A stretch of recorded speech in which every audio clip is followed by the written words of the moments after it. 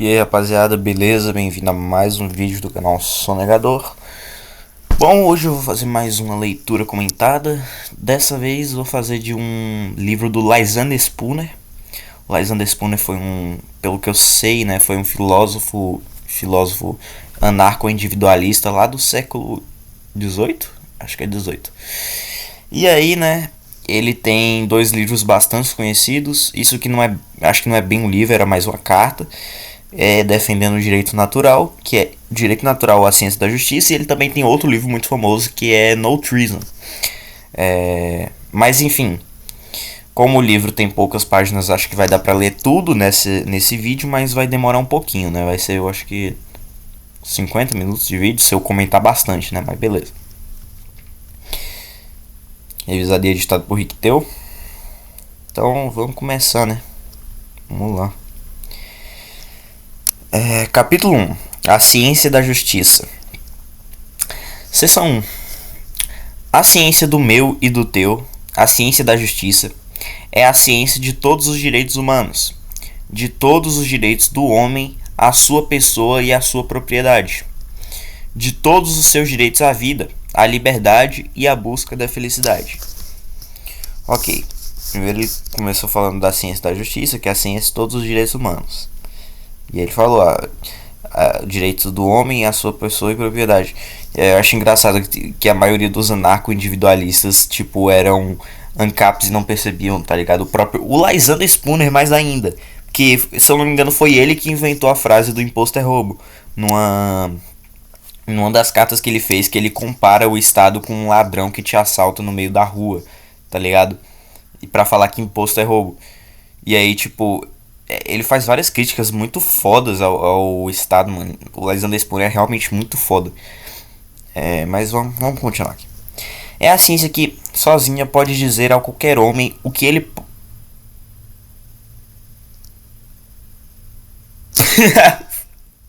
Vai se fuder. É a ciência que, sozinha, pode dizer a qualquer homem o que ele pode e não pode fazer. O que ele pode e não pode ter. O que ele pode e não pode dizer, sem infringir o direito das outras pessoas. É a ciência da paz. É a única ciência da paz, visto que é a ciência que, sozinha, pode nos dizer sobre quais condições o homem podem ou devem viver em paz uns com os outros. As condições são simplesmente estas. A saber, primeiro, que cada homem deve fazer em relação a todos os outros tudo aquilo que a justiça requeira que ele faça. Por exemplo, ele deve pagar suas dívidas, devolver a propriedade pega emprestada ou roubada do dono e reparar qualquer dano que tenha ocasionado à pessoa ou à propriedade dos outros. A segunda condição é a de que cada homem deve se abster de fazer a todos os outros o que quer que a justiça requeira que ele se abstenha de fazer. Por exemplo, ele deve se abster de roubar, furtar, incendiar, assassinar, bem como de praticar qualquer outro crime contra a pessoa ou a propriedade de outros.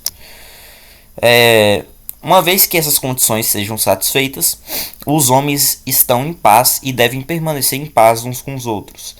Isso seria, né, a ciência da justiça. No entanto, quando qualquer dessas condições é violada, os homens entram em guerra em si. E eles devem necessariamente permanecer em guerra até que a justiça seja restabelecida. Através dos tempos, pelo que a história nos informa, onde quer que os homens tenham tentado viver em paz, tanto os instintos naturais quanto a sabedoria coletiva da raça humana reconheceram e prescreveram como condição indispensável a obediência a esta única obrigação universal, a saber, a de que cada um deve viver honestamente em relação aos outros. A antiga máxima, que resume o dever do homem para com os seus semelhantes, é simplesmente esta: viver honestamente, não lesar ninguém, dar a cada um o que lhe é devido. Toda essa máxima pode ser realmente expressada nas palavras viver honestamente, já que viver honestamente significa não lesar ninguém e dar a cada um o que lhe é devido. Seção 2.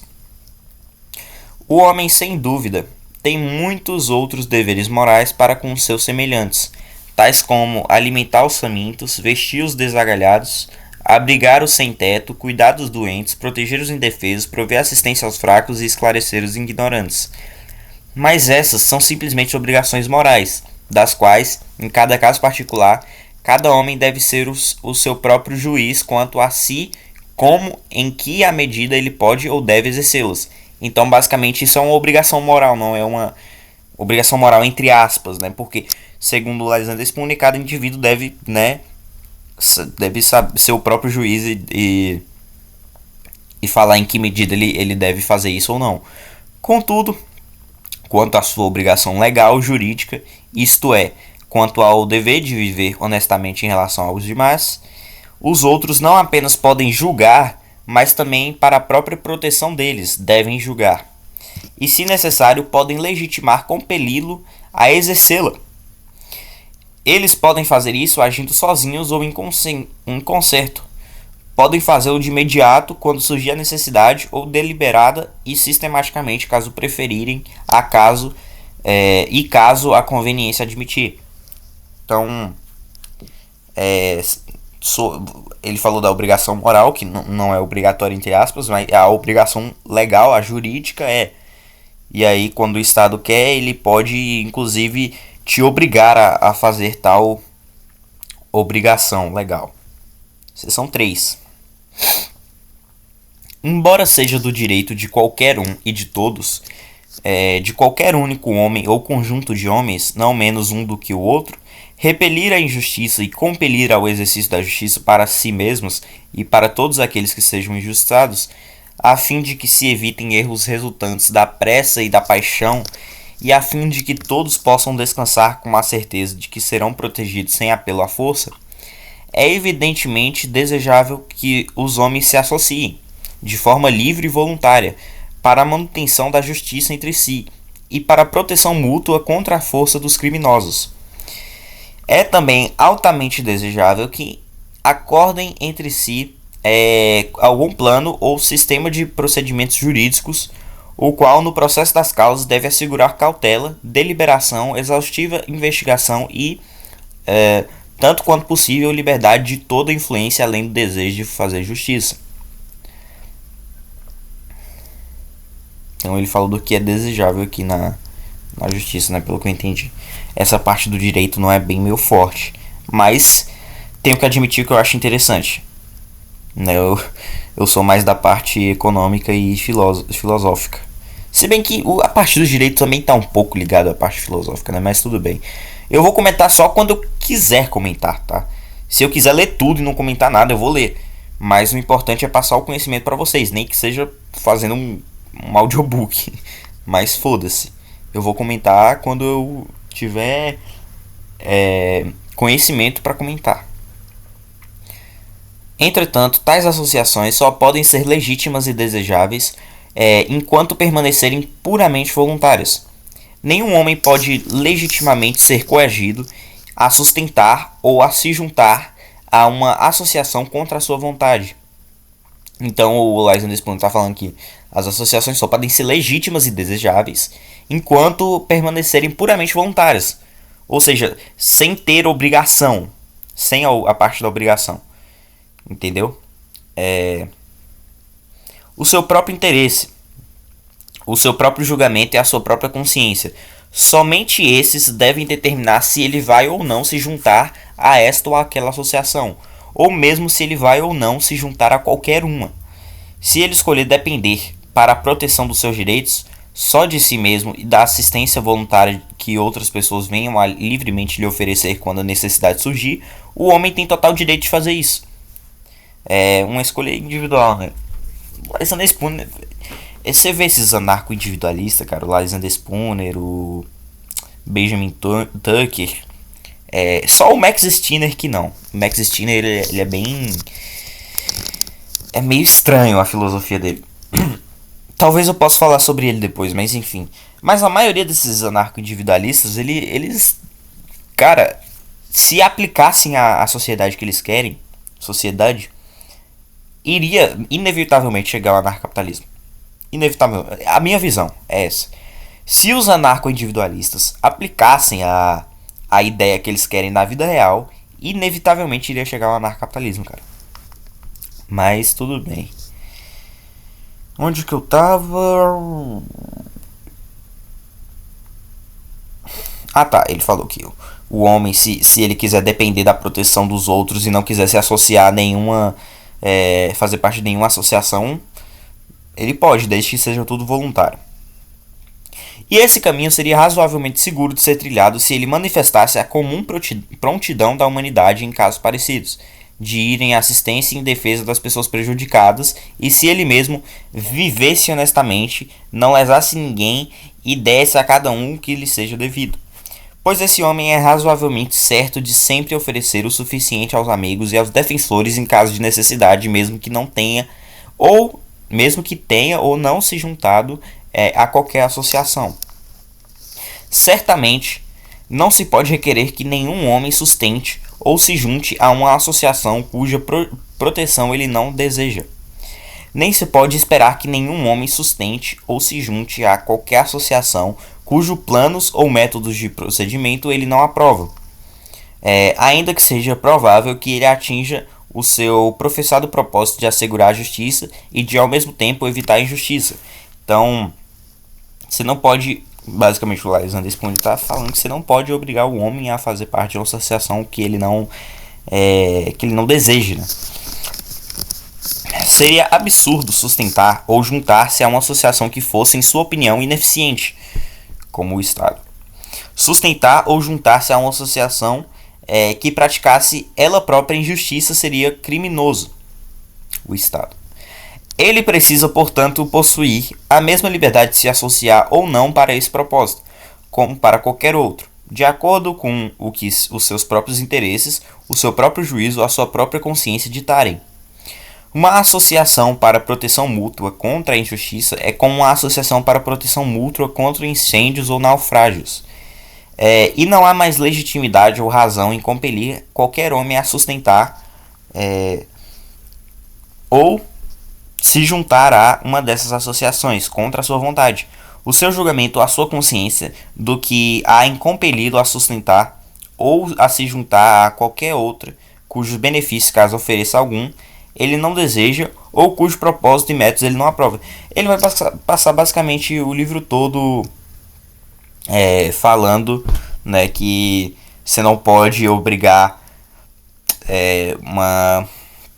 um indivíduo a se associar a uma... Não, fazer parte de uma associação que ele não queira. E aí ele vai falar do Estado, e aí ele vai falar de direitos naturais. Eu estou deduzindo a priori, né? Mas vamos ver. Seção 4.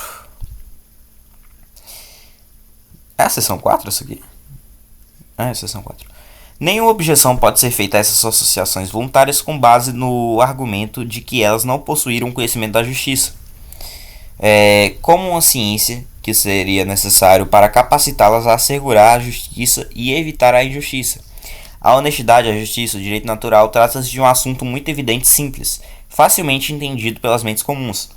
Aqueles que desejam saber qual é a justiça, em qualquer caso particular, raramente têm de ir muito longe para encontrá-la. Ela é verdadeira, e ela, como qualquer outra ciência, deve ser aprendida. Mas é também verdadeiro que ela é facilmente aprendida, embora seja tanto ilimitada em suas aplicações, quanto sejam infinitas relações e condutas do homem para com os outros. Ela é, no entanto, constituída de alguns princípios elementares simples, dos quais a verdade pode ser quase que intuitivamente percebida por toda mente comum. E quase todos os homens têm a mesma percepção do que constitui a justiça, ou do que a justiça requer quando eles entendem de forma similar os fatos dos quais as suas interferências devem ser derivadas. Os homens, vivendo em contatos uns com os outros e tendo relações e conjuntos, em grande medida não podem evitar aprender a lei natural, ainda que quisessem.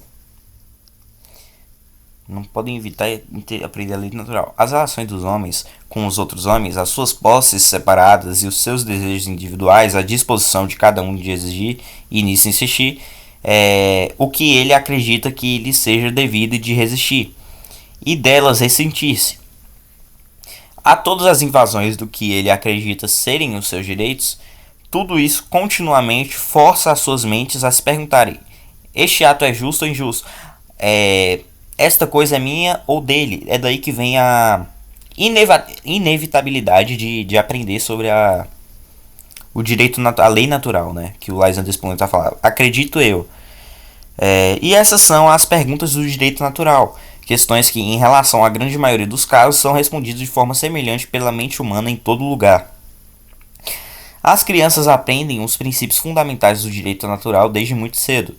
Assim, elas rapidamente entendem que uma criança não pode, sem justa causa, agredir ou ferir de outra forma outra criança, que uma criança não pode assumir qualquer controle arbitrário ou dominação sobre outra, que uma criança não pode, por força ou fraude, obter aquilo que pertence a outra, que se uma criança infligir qualquer uma dessas coisas a outra, não apenas a criança prejudicada tem o direito de resistir e, se necessário, de punir quem a prejudicou e compeli-la a restituir o dano, mas também as outras crianças, bem como todas as outras pessoas, têm o direito e o dever moral de assistir a parte prejudicada na defesa dos seus direitos e na reparação de seus danos. Esses são os princípios fundamentais do direito natural, o qual governa as mais importantes relações humanas. Então ele dá aquela analogia da criança, né? A criança se ensina que ela não pode roubar, ela não pode agredir o coleguinha, ela não pode usar de força contra o coleguinha. E se ela fazer, que pode até punir o outro. E ele fala que você tem que ter o dever moral de assistir a parte prejudicada na defesa dos seus direitos e na reparação dos seus danos. E contudo, as crianças os aprendem mais cedo do que quando aprendem que 3 mais 3 são 6 ou que 5 e 5 são 10. As brincadeiras infantis não podem ser executadas sem uma constante preocupação com eles. E é igualmente impossível que as pessoas de qualquer idade vivam juntas em paz em quaisquer outras condições. Então, se não fosse esse direito natural, a paz não existiria. Entendeu? Então, tem que haver esse direito natural. Não seria extravagância dizer que, na maioria dos casos, se não em todos, a humanidade em geral, os jovens e os velhos, aprende esse direito natural muito antes de aprender o significado das palavras com o qual descrevemos. Na verdade, seria impossível fazer as pessoas entenderem o real significado das palavras se elas não entendessem a natureza das coisas em si mesmas. Fazê-las entender o significado das palavras justiça e injustiça antes de saberem a natureza das coisas em si mesmas seria tão impossível quanto fazê-las entender o significado das palavras quente e frio, seco e molhado, luz e escuridão, branco e preto, 1 e 2, antes de conhecer a natureza das coisas em si mesmas. O homem necessariamente precisa conhecer os sentimentos e as ideias não menos do que as coisas materiais antes que possa conhecer o significado das palavras através dos quais descrevemos. Então, você não pode conhecer a palavra justiça e injustiça sem antes saber a natureza das coisas em si mesmas. Capítulo 2. A ciência da justiça. Continuação. Seção 1. Se a justiça não for um princípio natural, ela não é princípio algum. Se não for um princípio natural, não existe justiça alguma. Se não for um princípio natural, tudo aquilo que os homens já escreveram ou disseram sobre ela desde tempos imemoriais foi dito e escrito sobre algo que não tinha existência. Os nihilistas vendo essa porra. Caralho, piadas à parte, vamos continuar. Se ela não for um princípio natural, todos os apelos por justiça que já foram ouvidos, bem como todas as lutas por justiça que já foram testemunhadas, foram apelos e lutas por uma mera fantasia, por um capricho da imaginação e não pela realidade. Se a justiça não for um princípio natural, não existe nada que se possa chamar de injustiça, e todos os crimes dos quais o mundo foi palco não foram de fato crimes, mas apenas eventos, como o cair da chuva ou o pôr do sol. Eventos dos quais as vítimas não tinham mais direito de reclamar do que teriam do passar das estações ou do crescer da vegetação. Então, se não existisse o direito natural, Tudo seria permitido, basicamente. Mas aí entra aquela questão, né? Quem dá esse direito, né? São os seres humanos? É Deus? É a razão? Eu acredito que é a razão, né? Eu sou um justo racionalista. Eu acredito que o direito ele é dado pela razão. E é um direito natural, mas é dado pela razão. Você chega nesse direito utilizando a razão e lógica a priori, entendeu? Mas enfim, é uma questão interessante assim que eu gosto de discutir bastante. Mas enfim, vamos continuar lendo aqui o texto do Alexander Spooner. Se a justiça não for um princípio natural, os governos, assim chamados, não têm mais direito ou motivo para tomar conhecimento dela, ou para fingir dela tomar conhecimento do que tem para tomar conhecimento, ou para fingir ou professar tomar conhecimento de qualquer outra não entidade. Todos os seus atos de estabelecer, manter ou recompensar a justiça são simplesmente bobagens de tolos ou fraudes de impostores. Entretanto, se a justiça é um princípio natural, ela então é necessariamente imutável e ela não pode mais ser modificada. Imutável e não ser mais modificada é a mesma coisa. Então, né, não foi necessário esses dois textos, né? Só de falar que ela é imutável já dava para entender. Mas enfim, por nenhum poder inferior ao que a estabeleceu. Ou seja, não é o ser humano que dá o direito, né? Porque mesmo se não tivesse ele, como o direito, no caso ele está falando a justiça, mas eu acredito que o Lysander Spooner fala a justiça meio que no mesmo sentido do direito. Mas mesmo se não tivesse os humanos para dar esse direito, o direito seria o mesmo. Por exemplo, matar errado em todos os lugares. É universal também, entendeu? Ah, mas tem a cultura lá que eles era normal matar. Não, matar errado em todos os lugares. E é imutável, isso nunca vai mudar. Nunca que matar vai ser certo. É um direito natural. É dado pela razão. Eu acredito que dado pela razão, né? Tem pessoas que acreditam em outras coisas. Por exemplo, que Deus dá esse direito, né? E aí eles se baseiam na Bíblia ou, sei lá, nas escrituras sagradas deles. Mas, enfim. Por nenhum poder inferior que se estabeleceu, do que podem se a lei da gravidade, as leis da eletricidade, as leis da matemática ou qualquer outras leis, princípios naturais. E todas as tentativas ou suposições por parte de qualquer homem ou grupo de homens, chamando-se pelo nome de governo ou por qualquer outro, de estabelecer os seus próprios comandos, caprichos, vontades ou discrições no lugar da justiça, como regra de conduta para qualquer ser humano, são uma absurdidade, uma usurpação e uma tirania tão grandes quanto seriam as tentativas de estabelecer os seus próprios comandos, caprichos, vontades ou discrições no lugar de quaisquer das leis físicas, mentais e morais do universo. Se existe o princípio da justiça, ele é necessariamente um princípio natural, e como tal, é um assunto da ciência, a ser aprendido e aplicado como quaisquer outro de outra ciência. Ele basicamente falou, pelo que eu entendi, né, que se o direito ele não fosse natural, não existiria direito. Então o direito ele é necessariamente natural, a priori. Se o direito não for natural, então tudo é permitido, sabe? Se você não tem uma lógica objetiva no direito, então tudo é permitido. Eu posso sair, posso matar qualquer um e eu tô certo disso. Inclusive eu fiz um vídeo há um tempo atrás falando. O vídeo era refutando a verdade subjetiva. E eu dou esse argumento. Porque se a verdade ela não é objetiva, então qualquer coisa que eu faça é uma verdade.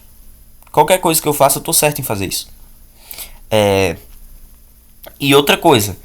Você diz que a verdade é subjetiva buscando convencer o outro.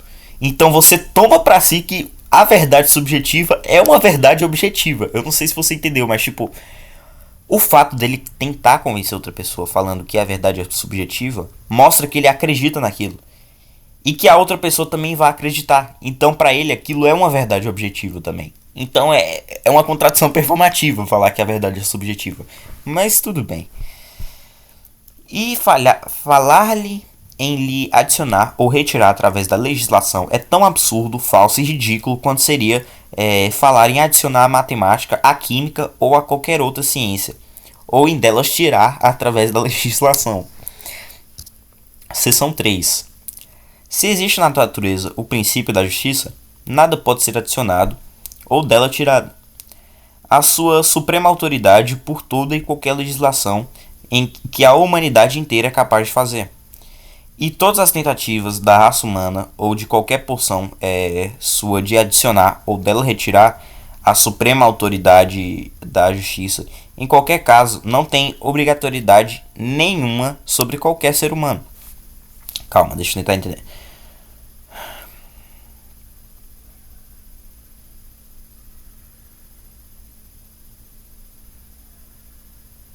Tá. Todos os sentidos da raça humana de adicionar ou retirar a autoridade da justiça não tem obrigatoriedade sobre qualquer ser humano. Tá. Seção 4. Se existe o princípio da justiça ou do direito natural, ele então é o princípio ou a lei que nos diz quais direitos foram dados a todo ser humano na Terra em seu nascimento, que nos diz quais direitos, portanto, lhe são inerentes na condição de ser humano e necessariamente mantidos com ele durante a sua vida. Direitos esses que, embora possam ser desrespeitados, não podem desaparecer, nem ser extintos, aniquilados, separados ou eliminados da sua natureza como ser humano, que nos diz que o homem não pode ser destruído das autoridades ou obrigatoriedades a ele inerentes. Então, tipo, você não pode. Esse direito natural, ele é, como eu falei, imutável. Então, ele nunca vai, como Lysander Spooner fala, nunca vai poder ser extinto, aniquilado, separado ou eliminado. Ele sempre vai existir. Objetivo, mutável, imutável, universal e a priori. Por outro lado, se não existir um princípio como o da justiça, do direito natural, olha aí, ó, tá vendo que ele usa justiça e direito no mesmo sentido? Mas eu acho que é basicamente isso. Então todo ser humano veio à Terra totalmente desinstituído de direitos. E vindo ao mundo destituído de direitos, ele deve para sempre permanecer dessa forma. Pois se ninguém traz nenhum direito consigo ao mundo, claramente ninguém pode ter direito algum ou dar direito para os outros. E a consequência seria que a humanidade nunca teria quaisquer direitos. E falar de coisas como os direitos dela seria falar de coisas que nunca existiriam e jamais terão qualquer existência. Então você falar que a humanidade não tem direito a falar como se de coisas que nunca existiram, entendeu? Foi o que eu entendi aqui. Seção 5. Se existe esse princípio da justiça, então ele é necessariamente a suprema e, em virtude disso, a única e universal lei para todas as questões às quais é naturalmente aplicável. Então, se existe o princípio da justiça, ele é necessariamente único e universal. Ou seja, ele é único, não existe outro, e é universal, vale para todos os lugares. E, consequentemente, toda e qualquer legislação humana é simplesmente e sempre uma presunção de autoridade e domínio, onde nenhum direito de autoridade ou domínio existe. Portanto, sempre uma intrusão, uma absurdidade, uma usurpação e um crime.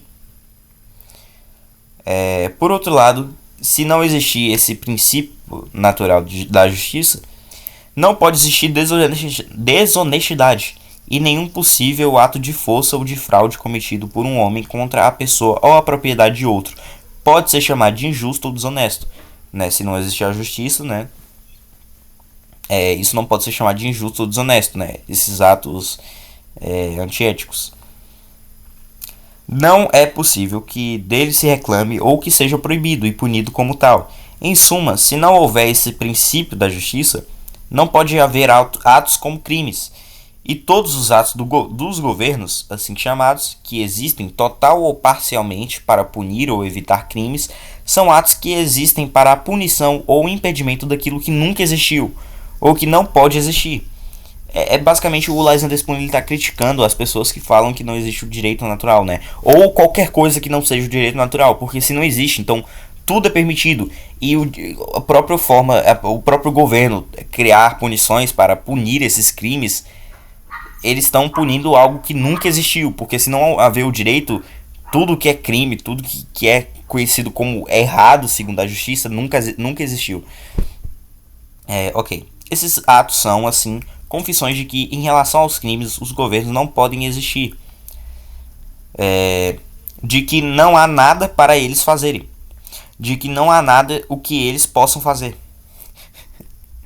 Me lembrou do meme do Napoleão Bonaparte. Não há nada que possamos fazer, mas...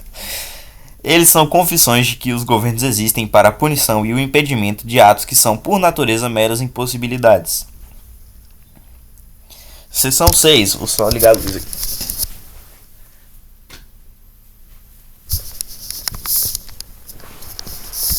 Seção 6. Se existem na natureza o princípio da justiça, o princípio da honestidade, os princípios que nós descrevemos pelas palavras meu e teu, tais princípios como os dos direitos naturais do homem, a pessoa e a propriedade, então nós temos como uma lei imutável e universal, aí que eu já tinha falado. Uma lei que nós podemos aprender, assim como podemos aprender qualquer outra ciência. Uma lei que nos diz o que é justo e o que é injusto, o que é honesto e o que é desonesto. Coisas são minhas e coisas são tuas. Quais são os meus direitos à pessoa e à propriedade e quais são os teus direitos à pessoa e à propriedade. Bem como onde se encontra a fronteira entre os meus direitos à pessoa e à propriedade e os teus direitos à pessoa e à propriedade. E essa lei é a lei suprema. E ela é a mesma em todo mundo, em todos os tempos, para todas as pessoas. Ou seja, ela é a mesma para todo mundo, universal, em todos os tempos, imutável, para todas as pessoas. Para todas as pessoas é universal também, mas ok. E será a mesma lei suprema e única, em todos os tempos, para todas as pessoas, enquanto o homem viver sobre a terra. Na verdade, eu tenho a visão metafísica, digamos assim, que mesmo se o homem deixasse de existir, a lei ainda continuaria. Mesmo que ela só seria inaplicável, porque não existiria mais como aplicar essa lei, mas tipo, ela ainda vai existir, porque não é os homens que criaram a lei. A lei ela já existia, a gente só chegou nela através da razão, entendeu?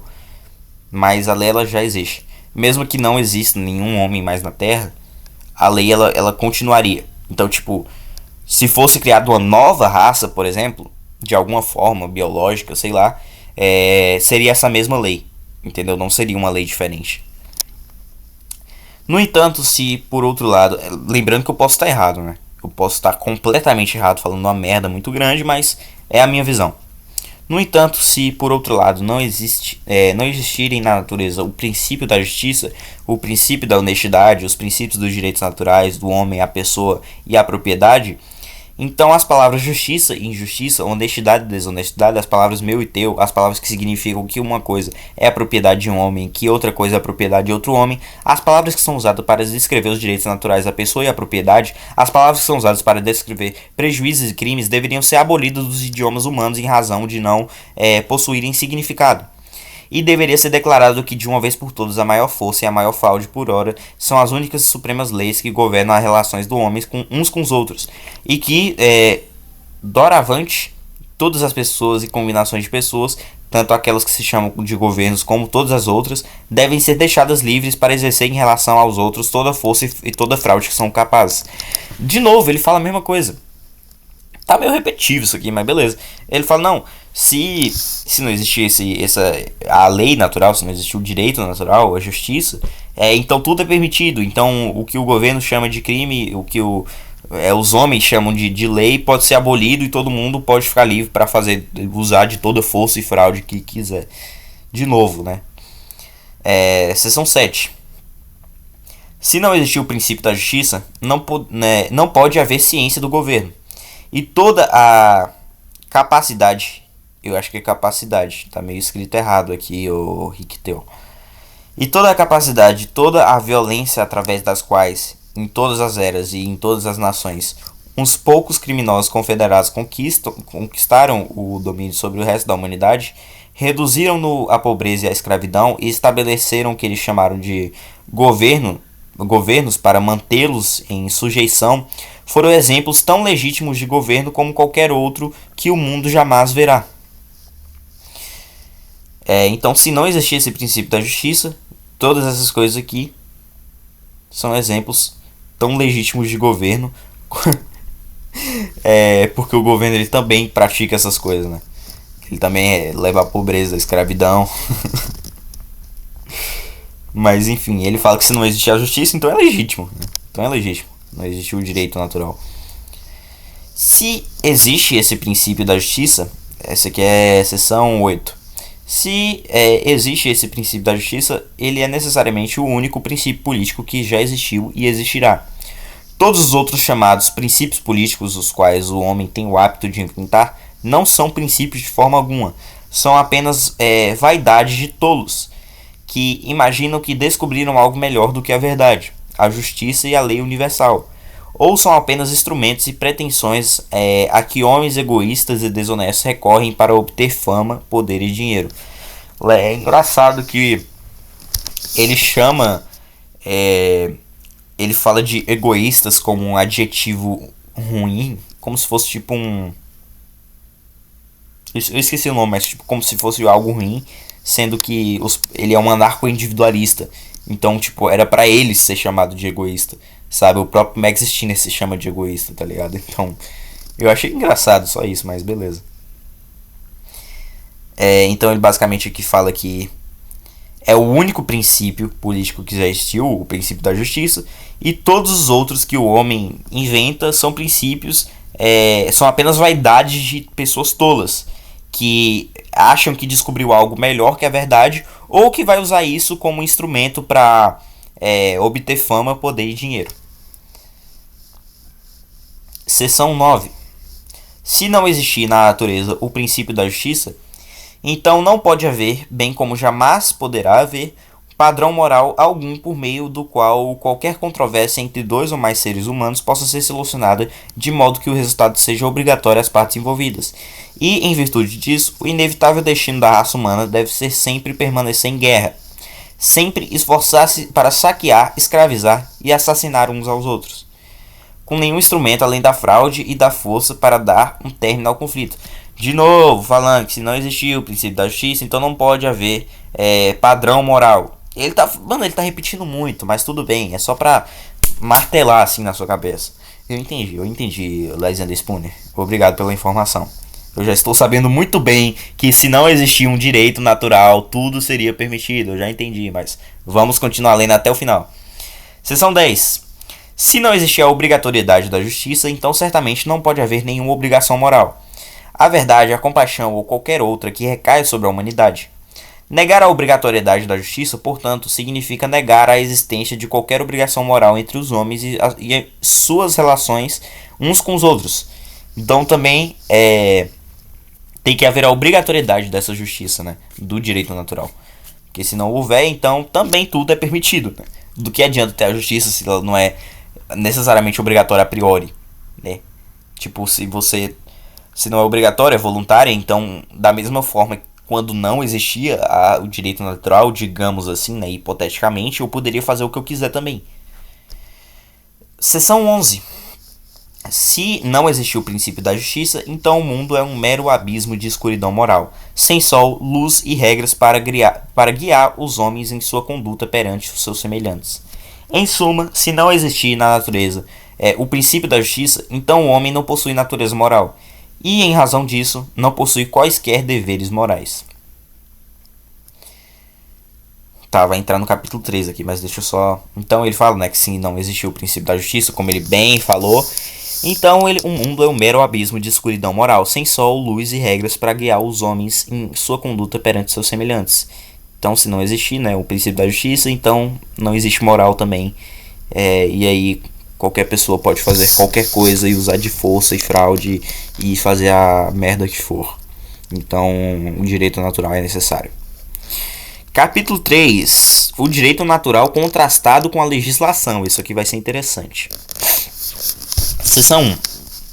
O direito natural, a justiça natural, sendo um princípio que é naturalmente aplicável e adequado para a resolução legítima de todas as controvérsias que possam surgir entre os homens, sendo também o único padrão pelo qual qualquer controvérsia entre os homens pode ser legitimamente resolvida, sendo um princípio cuja proteção todo homem exige para si mesmo, estando disposto ou não a acordá-lo com os outros, sendo também um princípio imutável, um que é sempre e em todo lugar o mesmo, em todas as eras e em todas as nações, sendo de forma autoevidente necessário em todas as eras e todos os lugares, sendo tão inteiramente imparcial e equitativo em relação a todos, sendo tão indispensável à paz da humanidade em todo lugar, sendo tão vital à segurança e ao bem-estar de todo ser humano, sendo também tão facilmente aprendido, tão universalmente conhecido e tão tranquilamente mantido por associações voluntárias que todos os homens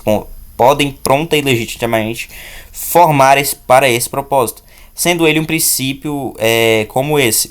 Surgem então essas questões. Por que ele não pode... Por que ele não prevalece universalmente ou quase universalmente?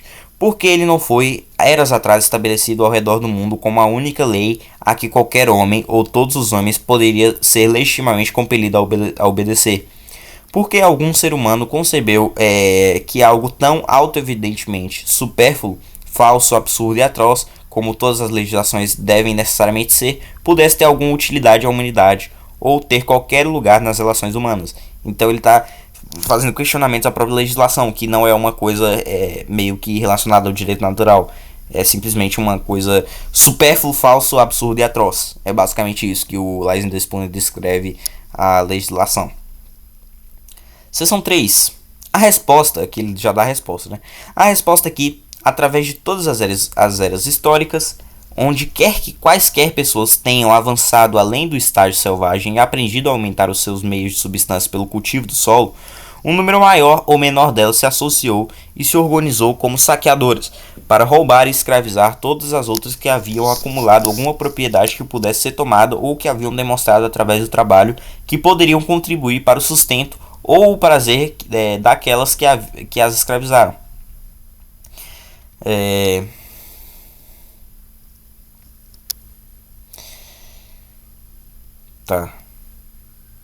Esses bandos de saqueadores, em baixo número no começo, aumentaram o seu poder unindo-se uns aos outros, inventando armas de guerra, disciplinando-se nas artes bélicas, aperfeiçoando as suas organizações como forças militares e dividindo seus saques, incluindo seus cativos, entre si mesmo, em proporção anteriormente acordada ou na forma como seus líderes, sempre desejosos de aumentar o número de seus seguidores, ordenassem.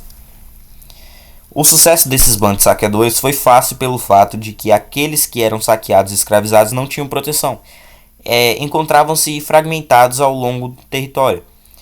Estavam empenhados totalmente por implementos rudes e trabalhos pesados, em retirar do solo o seu sustento. Não tinha armas de guerra além de paus e pedras. Não possuíam disciplina militar ou organização bélica. E não tinham nenhum meio de, quando repentinamente atacados, concentrarem as suas forças ou agirem em concerto. Sob essas circunstâncias, a única alternativa que lhes restava para salvar as suas vidas ou as vidas das suas famílias era não somente entregar as suas colheitas e as terras que cultivaram, mas também entregar a si mesmos e as suas famílias como escravos. Né? Isso aí me parece um pouco uma coisa chamada Estado, talvez. Daí em diante, os seus destinos foram, como escravos, cultivar para os outros as terras que anteriormente cultivaram para si mesmos, levados constantemente ao trabalho. A riqueza lentamente cresceu, mas toda ela foi parar na mão dos tiranos, aqueles saqueadores, né, que aprenderam a arte da guerra, de coisas bélicas, e desenvolveram armas, enquanto seus subordinados, seus escravos, não aprenderam nada e aí ficaram à mercê, né, do Estado não, né, quer dizer, dos bandidos, né, se bem que é a mesma coisa, mas ok.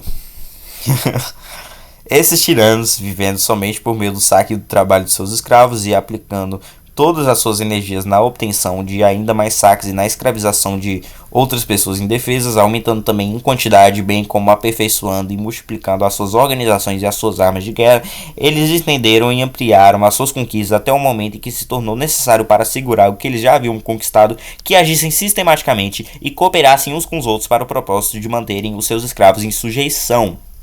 Então eles tinham que sistematizar isso para não parecer evidentemente um roubo. E funcionou, né? Porque hoje o Estado, né, fala que tem o contrato social e tal. A justificativa antigamente não era essa. A justificativa antigamente era uma justificativa divina e tal. Hoje em dia é o contrato social, que você nunca assinou. Mas tudo bem. Tudo isso, porém, eles apenas poderiam fazer estabelecendo o que chamaram de governo e elaborando o que chamaram de leis. Todos os grandes governos do mundo, tanto aqueles que ora existem como os que desapareceram, tiveram essas características. Eles eram meros bandos de saqueadores que se associaram com o propósito de roubar, conquistar e escravizar os outros homens. E hoje em dia é a mesma coisa, né? Só que disfarçado, sistematicamente. E as suas leis, como eles as chamaram, eram apenas acordos nos quais eles consideravam conveniente entrar para manterem as suas organizações e agirem em conjunto no saque e na escravização dos outros, bem como para assegurar cada um a sua parte acordada dos espólios. Então, os bandidos eles roubavam lá, aumentavam seus números e eles começaram a sistematizar para não parecer um roubo, ou seja, para manter o seu roubo e dividir lá seus espólios. Daí surge, né, o Estado. Todas essas leis não tinham mais obrigatoriedade do que tem os acordos nos quais os salteadores, bandidos e piratas consideram necessário entrar com os outros para serem mais bem-sucedidos em seus crimes e dividirem mais pacificamente seus espólios. Assim, substancialmente, toda a legislação do mundo teve a sua origem nos desejos de uma classe, a das pessoas que saqueavam e escravizavam as outras e as mantinham como propriedade. Ou seja, a classe estatal, que é como Hoppe fala, né? Seção 3. No decorrer do tempo, a classe saqueadora ou detentora de escravos, que roubou todas as terras e controlava todos os meios de criação de riqueza, começou a descobrir que o modo mais fácil de controlar os seus escravos e de torná-los lucrativos não era que cada um dos donos de escravos mantivesse o seu número especificado de escravos, como eles haviam feito até então, e como eles manteriam tantos rebanhos, mas sim que se lhes fosse dada tanta liberdade quanto necessária para ser jogada sobre eles a responsabilidade pela sua própria subsistência, e que eles ainda fossem compelidos a vender seu trabalho à classe detentora de terras, os seus antigos donos, pelo que esses últimos escolhessem lhes dar. É claro, esses escravos libertos, como alguns erroneamente os chamaram, não tendo terras ou outras propriedades, nenhum meio de obter uma subsistência independente, não tinham nenhuma alternativa para se salvarem da fome, além de venderem o seu trabalho aos donos de terra em troca apenas das mais rudes necessidades da vida. E nem sempre tanto quanto isso. Esses escravos libertos, como eram chamados, agora não eram menos escravos do que antes. Os seus meios de subsistência eram talvez até mais precários do que quanto cada um tinha o seu próprio dono, o qual nutria o interesse de preservar sua vida. Eles estavam sujeitos, pelo capricho ou interesse dos donos de terra, a serem expulsos da casa e do emprego e a serem privados da oportunidade de até mesmo obter a própria subsistência pelo trabalho. Eles eram, portanto, em grande número levados a esmolar, roubar ou morrer de fome. E se tornaram, é claro, perigosos à propriedade e à tranquilidade dos novos mestres. Então eles sistematizaram isso. Então eles meio que criaram esse discurso, não é um discurso, de escravos libertos. Eles sistematizaram isso para acharem que não é um roubo e que eles têm liberdade. Mas na verdade eles continuam trabalhando para esses mesmos donos. A consequência foi que esses novos mestres acharam necessário, para a sua própria segurança e para a proteção das suas propriedades, organizarem-se mais perfeitamente como um governo, e assim fazerem leis para manter essas pessoas perigosas em sujeição, isto é, leis fixando os preços pelo qual eles seriam compelidos a trabalhar e prescrevendo também temíveis punições, até mesmo a morte, por roubos e invasões que eram levados a cometer, como únicos meios de se salvarem da fome. Essas leis continuaram em vigor por centenas de anos e, em alguns países, por milhares de anos, e elas se encontram em vigor até hoje em dia, em maior ou menor grau, em praticamente todos os países do globo. O propósito e o efeito dessas leis era o de assegurar nas mãos da classe saqueadora ou donos de escravos, na classe estatal, como Hoppe fala, um monopólio de todas as terras e, tanto quanto possível, de todos os outros meios de criação de riqueza, e assim o de manter a grande massa de trabalhadores em tal estado de pobreza e dependência que essa situação os compeliria a vender o seu trabalho para os tirantes pelos preços mais baixos com os quais a vida podia se sustentar. Então eles mantinham as pessoas pobres para trabalhar para elas e aí cada vez mais eles ganharem mais dinheiro, roubarem mais dinheiro. O resultado de tudo isso é que a pouca riqueza que há no mundo encontra-se nas mãos de uns poucos, isto é, nas mãos da classe legisladora, donos de escravos.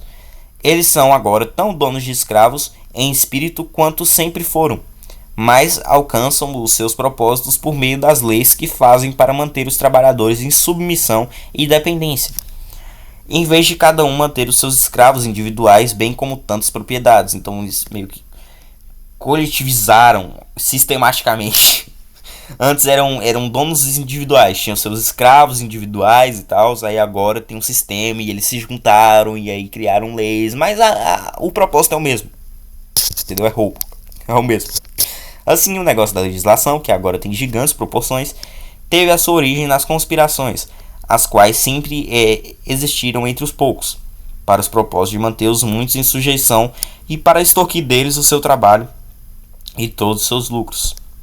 Os reais motivos e o verdadeiro espírito que estão na base de toda a legislação, apesar de todas as pretensões e de todos os disfarces atrás dos quais eles tentam se esconder, são os mesmos hoje como foram sempre, como eu falei. O maior propósito da legislação é simplesmente manter uma classe de homens em subordinação e servidão a outra. O Estado é basicamente o dono de escravos. Seção 4? Acho que é 4 mesmo. É 4. O que então é a legislação? É a presunção de um homem ou um grupo de homens de domínio absoluto e irresponsável sobre todos os outros homens que eles dizem estarem submetidos ao seu poder. É a presunção de um homem ou um grupo de homens do direito de sujeitar todos os outros homens às suas vontades e de fazê-los ficarem ao seu serviço. É a presunção de um homem ou um grupo de homens de um direito de abolir totalmente todos os direitos naturais, toda a liberdade natural dos outros homens, de fazer com que todos os outros homens sejam os seus escravos, de ditar arbitrariamente a todos os outros homens o que eles podem ou não fazer, o que eles podem ou não ter, o que eles podem ou não ser. É, em suma, a presunção de um direito de banir um princípio dos direitos humanos, o princípio da própria justiça, da face da terra, e de estabelecer no lugar dele os seus prazeres e as suas vontades e os seus próprios interesses. Tudo isso, e nada menos, está envolvido na própria ideia de que possa existir algo como uma legislação humana e de que essa seja obrigatória para todos aqueles a quem é imposta. Então essa necessidade de substituir a direito natural, levou a essa escravidão sistematizada que temos hoje em dia, disfarçada de serviços sociais e não é nada voluntário. O Estado continua sendo como os donos de escravos eram antigamente, a diferença é que foi sistematizado, e hoje em dia é um roubo coletivo e justificado pelo Estado a dar falsos serviços sociais para as pessoas como migalhas, simplesmente para manter esse regime. Enfim, eu espero que um dia a gente possa quebrar isso, de forma pacífica, claro, e chegar ao anarcocapitalismo. Mas é isso, velho. O Lysander Spooner, muito based, era um anarco-individualista, mas com certeza hoje em dia, se ele visse a teoria ANCAP, ele com certeza apoiaria, com certeza viraria ANCAP. Mas é isso, rapaziada. Espero que vocês tenham gostado. Se gostou, deixa o like aí, se inscreva. Falou.